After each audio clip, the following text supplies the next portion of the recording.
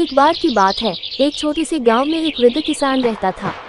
उसका नाम था रामदास, जो अपनी मजबूत काया और अटूट मेहनत के लिए प्रसिद्ध था।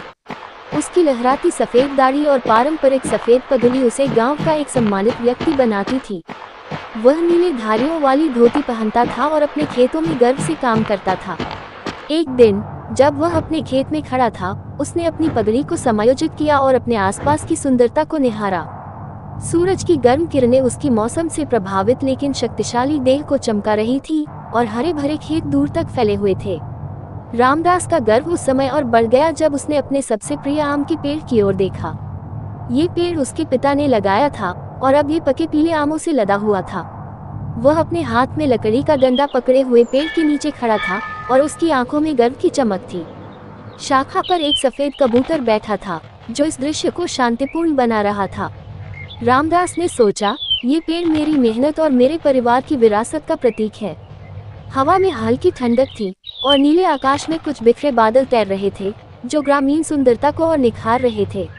अचानक कबूतर ने उड़ान भरी। रामदास ने उसे देखा और मुस्कुराया। वह अपने डंडे को मजबूती से पकड़े हुए खड़ा रहा और कबूतर आकाश में ऊंचा उड़ता हुआ दिखाई दिया। उसने चारों ओर नजर डाली, विशाल हरा खेत, दूर के पेड़ और चमकीला नीला आकाश।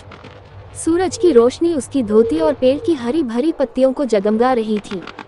ये क्षण रामदास के लिए शांति और संतुष्टि का था। उसने महसूस किया कि उसकी मेहनत और प्रेम ने इस भूमि को समृद्ध बनाया है। गांव की सांस्कृतिक समृद्धि और प्रकृति का ये संगम उसे अपने जीवन की सार्थकता का एहसास कराता था। और इस तरह रामदास अपने पेड़ के नीचे खड़ा रहा, कबूतर आकाश में उड़ता रहा और प्रकृति के साथ उसका बंधन और गहरा होता गया। ये कहानी तीनों दृश्यों, किसान का परिचय, आम का पेड़ और कबूतर, और व्यापक परिदृश्य को जोड़ती है। अगर आप इसमें कोई बदलाव या विस्तार चाहते हैं तो गाओ सुवो मुझे बताएं।